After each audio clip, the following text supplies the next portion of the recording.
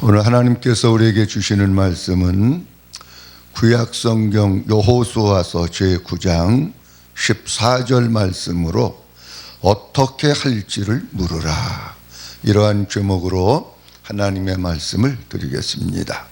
여호수아서 9장 14절 말씀에 보면 무리가 그들의 양식을 취하고는 어떻게 할지를 여호와께 묻지 아니하고, 이렇게 되어 있습니다. 어떻게 할지를 묻지 아니했다. 그렇다고 하면, 다시 말씀드리면 어떻게 할지를 물어야 한다라고 하는 말씀입니다. 우리가 하루를 살아나가면서 사람들이 5만 가지 생각을 한다고 합니다. 그만큼 우리들은 하루를 살면서 많은 생각들을 하고 때로는 고민도 하고 걱정을 합니다. 5만 가지 생각을 하면서 이것을 해야 되는지 말아야 되는지, 계약을 해야 되는지 안 해야 되는 것인지, 가야 되는 것인지 말아야 되는 것인지, 이 말을 해야 되는 것인지 안 해야 되는 것인지, 다양한 생각들을 하면서 끊임없이 결정을 내려야 합니다. 그런데 5만 가지 생각을 하면서 결정을 내리는 데 있어서 우리가 인간적으로 계산해서 결정 내리고 인간적으로 생각해서 판단해 가지고 결정 내리는 경우가 많이 있습니다. 마치 오늘 현대를 살아가는 사람들의 모습을 보면 사사기에 나와 있는 사람들이 자기 소견에 옳은 대로 행한 것과 같이 내가 눈으로 보고 눈으로 판단하고 그리고 내 생각과 내 기존적인 어떤 관념을 가지고 살아가는 경우가 너무나도 많습니다. 하나님은 우리로 하여금 내가 생각하고 내가 판단하고 내 눈으로 보는 것대로 결정을 내리는 것이 아니라 하나님이 원하신 방법대로 살면서 결정을 내리라고 하십니다.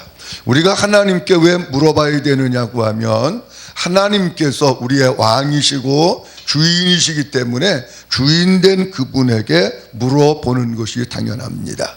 그리고 하나님께 물을 쓸 때에 하나님의 뜻을 행할 수 있게 되면서 하나님께서 우리로 하여금 어떻게 행할 것을 가르쳐 주시기 때문에 하나님께 물어야 합니다. 하나님께서는 왜 우리에게 어떻게 할지를 물으라고 하셨을까요?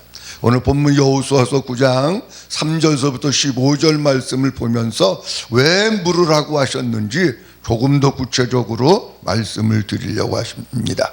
첫째로는 승리에 자만하지 말고 겸손하게 하나님만 의지하라고 물으라고 하십니다.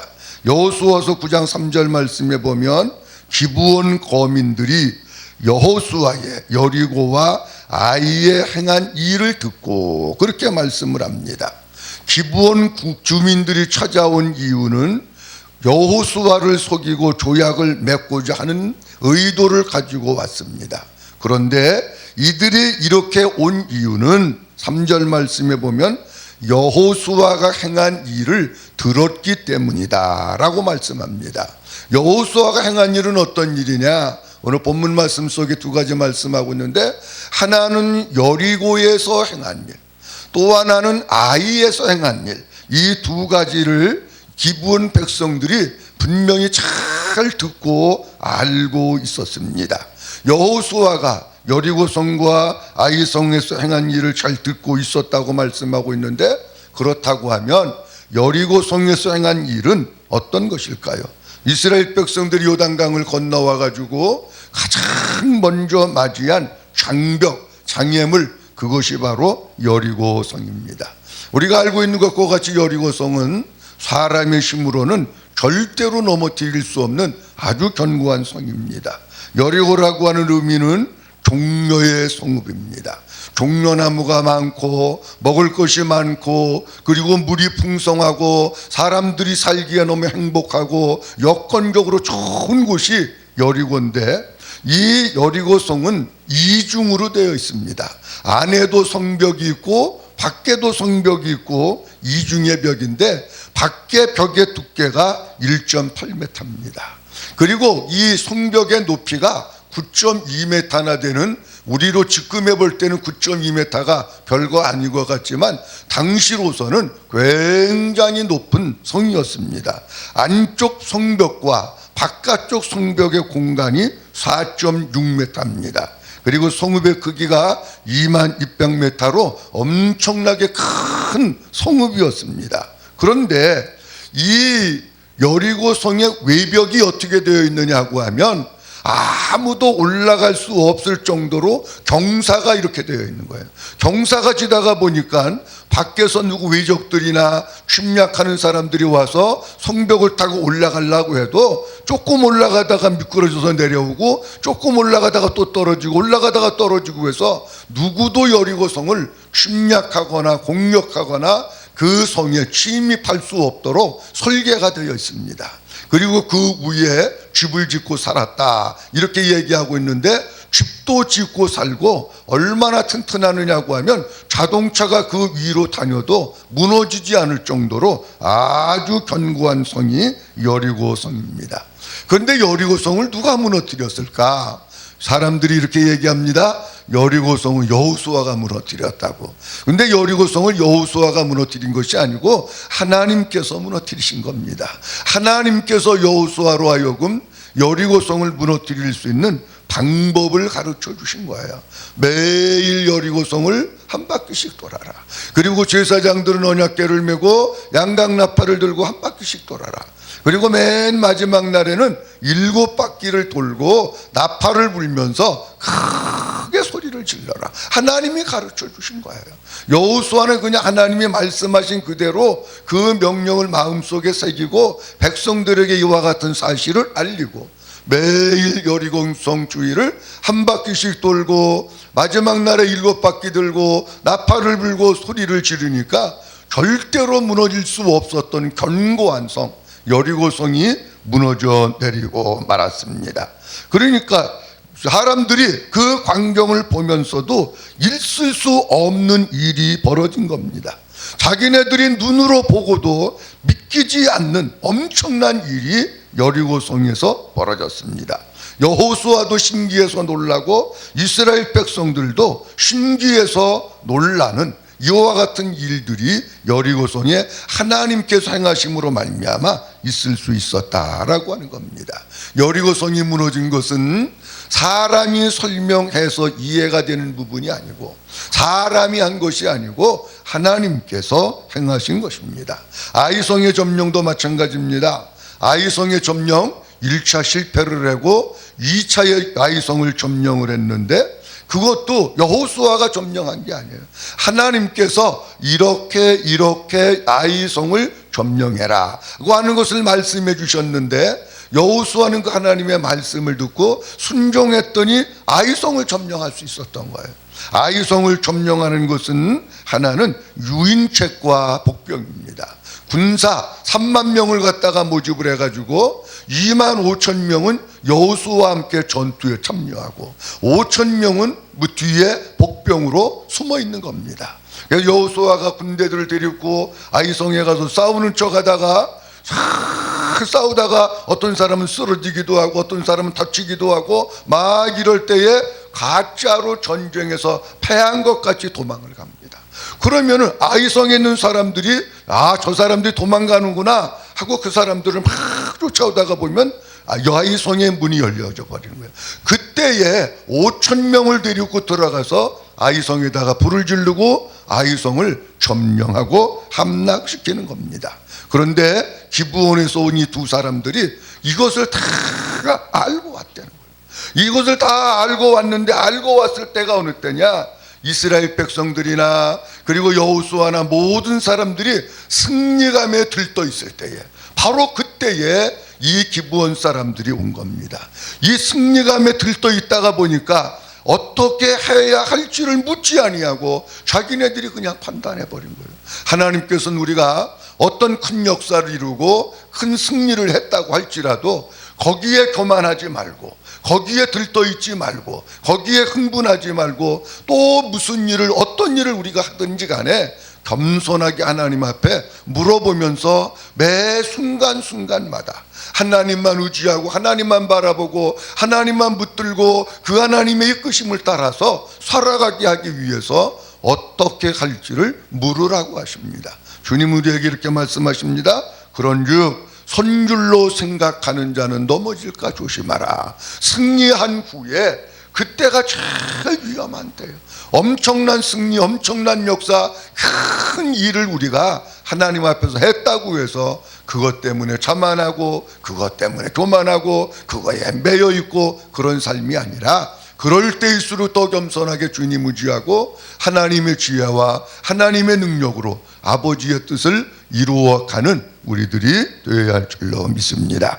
둘째로는 사탄의 속임수에 미혹당하지 않기 위해서 물으라고 하십니다. 여호수아서 9장 4절과 5절 말씀에 보면 이런 말씀이 있습니다. 꾀를 내어 사신의 모양을 꾸미되 헤어진 전대와 헤어지고 찢어져 기운 가죽 포도주 부대를 나귀에 싣고 그 발에는 낡아 기운 신을 신고 낡은 옷을 입고 다 마르고 곰팡이 난 떡을 예비하고, 이렇게 말씀합니다. 기브온 족속은 가나안 성읍이 4개가 있었는데 4개의 성읍 중 하나에 살고 있는 그 땅의 거민입니다. 그런데 이들이 여호수아와 조약을 맺기 위해서 찾아왔는데 어떻게 찾아왔느냐? 큰 타국에 있는 주민으로 위장을 하고 여호수아와 조약을 맺기 위해서 찾아왔습니다.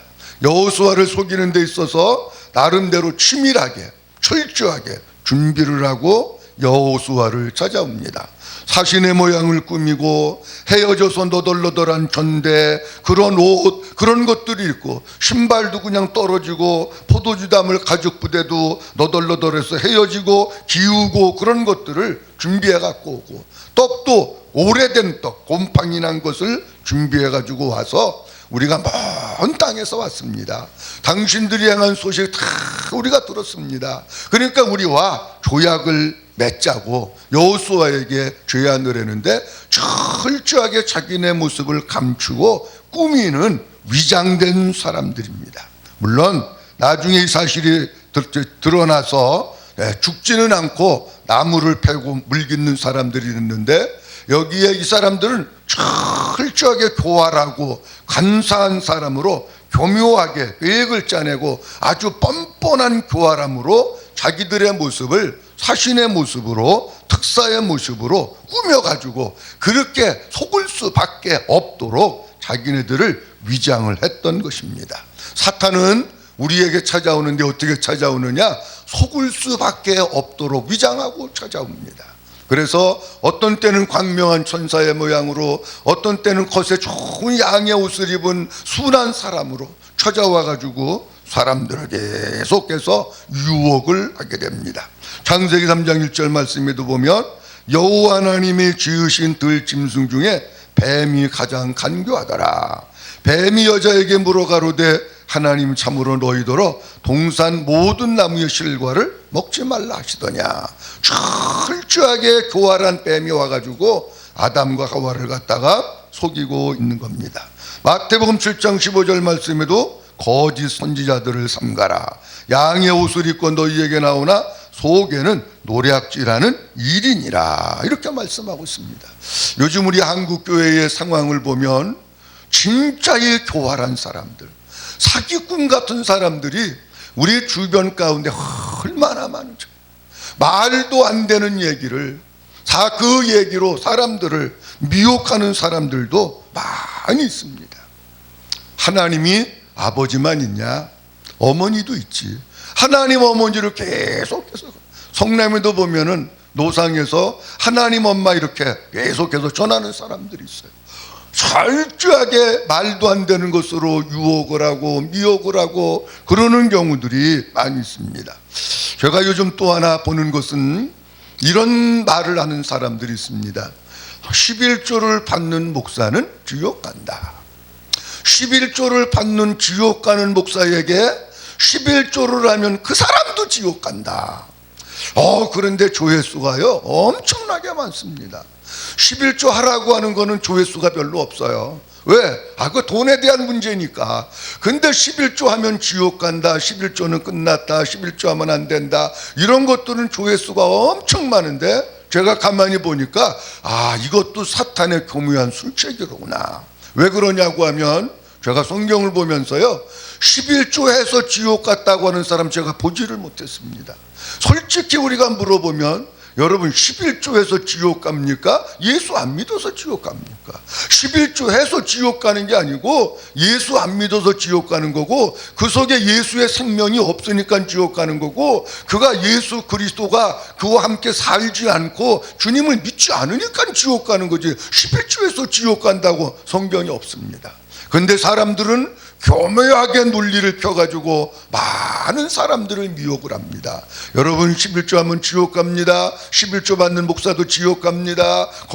그리고 그 11조는 이미 다 끝났습니다. 안 해도 되는 건데 막 이래가면서 막 교묘하게 사람들을 갖다가 미혹하는 사람들이 얼마나 많은지 몰라요.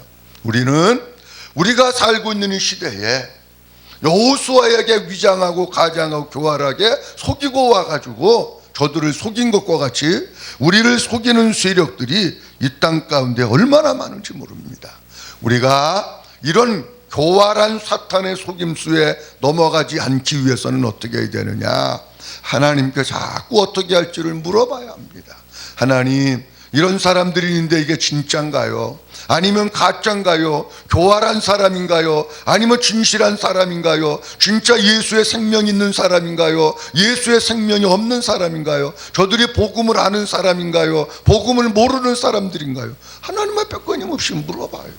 하나님 앞에 끊임없이 어떻게 할지를 물어보면 그 하나님께서 우리로 하여금 어떻게 할지를 가르쳐 주시고, 우리가 진짜 믿음 위에서 진짜 주님만 바라보고 복음 위에서 믿음으로 승리하는 삶을 살게 되는 줄로 믿습니다. 셋째로는 눈에 보이는 대로 판단하고 결정하지 않기 위해서 물으라고 하십니다.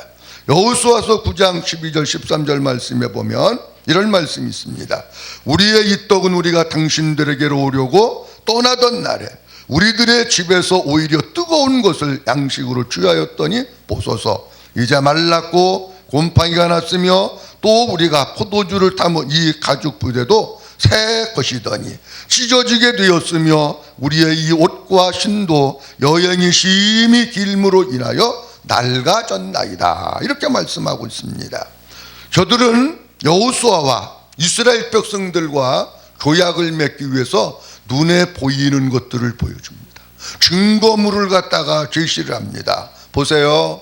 이 떡 곰팡이 난 것도 우리가 올 때는 뜨끈뜨끈한 거, 김 나는 거, 새 거, 좋은 거 새로 만들어서 가지고 온 건데 긴 시간 지나다 보니까 보세요, 곰팡이 났잖아요. 이 포도주 가죽 부대도 처음에는 새 거 가지고 왔었는데 오다가 시간이 지나가지고 찢어지고 상처나고 흥거가 됐지 않습니까? 보세요, 우리가 입던 이 옷, 이것도 떠날 때는 사신이라 좋은 거 입고 왔는데 오는 과정 속에서 찢기고 떼먹고 더러워지고, 신발도 역시 그렇지 않습니까? 그러면서 떡도 보여주고 포도주 가죽 부대도 보여주고 옷도 보여주고 신발도 보여주고 다 보여주는 거예요. 다 보여주니까 여호수아가 의심을 하려고 해도 증거물이 있으니까 의심을 안 하고 덜컥 받아들인 거예요. 근데 중요한 것은 뭐냐? 사람은 눈에 보이는 게 다가 아니다라고 하는 겁니다. 사탄은 항상 우리의 눈에 뭔가를 보여주면서 우리로 하여금 거기에 미끼를 던져놓고 우리가 거기에 넘어가도록 하게 합니다. 우리가 만약에 누군가가 우리의 눈에 자꾸 무엇을 보여주면서 우리를 속인다고 할 것 같으면 과연 눈의 증거물을 보고도 안 넘어갈 사람, 안 넘어질 사람이 몇 사람이나 있을까 하는 겁니다. 근데 주님은 우리에게 이렇게 말씀하십니다. 눈에 보이는 게 다가 아닙니다. 눈에 보이는 대로 판단하면 인간적인 판단이 될 수 없지만, 아무리 눈에 증거물을 갖다 놓는다고 할지라도 어떻게 할지를 여호와께 물어야, 그래야 하나님의 온전하신 뜻을 발견하고 이기고 승리할 수 있다라고 하는 겁니다. 창세기 3장이나 마태복음 4장이나 아담에게도 눈에 보이는 걸 가지고 온 거예요. 야, 봐라, 선악과 저거 얼마나 먹고 싶으냐, 얼마나 좋으냐, 저거 먹으면 눈이 밝아져. 예수님에게도 와가지고 40일 금식기도 했는데 이 돌멩이 봐라, 꼭 빵같이 생겼잖아. 눈에 보이는 걸 자꾸 제시를 하는 거예요. 우리는 눈에 보이는 게 다가 아닙니다. 눈에 보이지 않는 하나님, 그 뒤에서 역사하시고 일하시는 하나님을 우리가 바라보면서 눈에 아무리 증거물로 우리의 현실 가운데 뭐가 보인다고 할지라도 이게 눈에 보이는 게 다가 아니로구나. 하나님 앞에 어떻게 할지를 묻지 아니하면 내가 실수할 수밖에 없고 내가 육신의 생각대로 살아갈 수 없구나 라고 하는 것을 깨달으면서 눈에 보이는 대로 사는 것이 아니라 항상 하나님 앞에 물어보는 삶을 살아야 할 줄로 믿습니다. 여호수아가 눈에 보이는 것 때문에 여호와께 묻지 않았다 그렇게 말씀하고 있는데, 이 말은 여호와의 입을 구하지 아니했다라고 하는 뜻입니다. 하나님께 자문을 구하고 하나님의 입에서 뭐라고 말씀하시고 있는지 그 하나님의 음성을 듣고 그리고 그분을 인정하고 그리고 살아야 되는데, 하나님께 자문을 구하지 않은 거예요.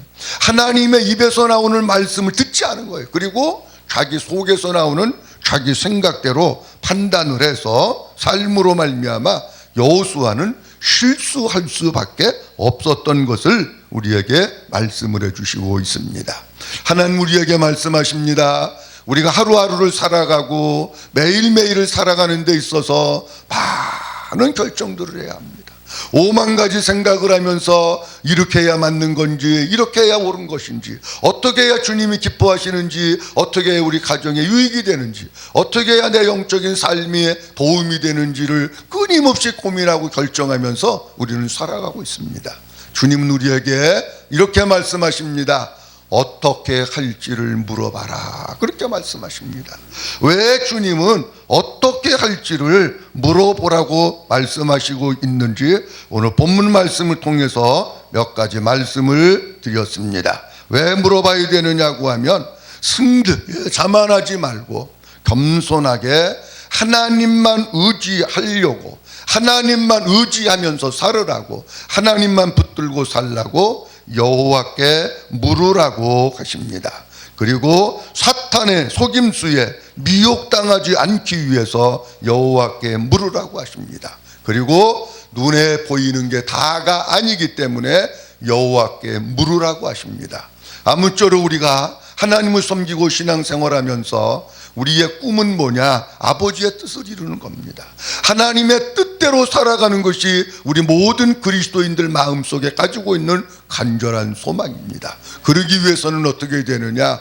여호와께 물어봐야 합니다. 내가 큰 일을 하고 승리를 하고 위대한 일을 하고 엄청난 일을 했다고 해서 자만하고 교만하지 말고 겸손하게 날마다 주님만 의지하면서 살고, 사탄의 속임수에 넘어가는 것이 아니라 하나님께 물어서 의를 따르고 주님 기뻐하시는 그 길을 걸어가면서 눈에 보이는 게 다가 아니니 하나님께 물어서 아버지의 뜻을 따르고 아버지의 음성을 듣고 아버지 하나님의 입에서 나오는 말씀이 무엇인지 그 말씀을 마음속에 잘 새기면서 날마다 하나님께 물으며 영적 승리자의 삶을 살아가는 우리 모두가 될 수 있기를 주님의 이름으로 축복합니다.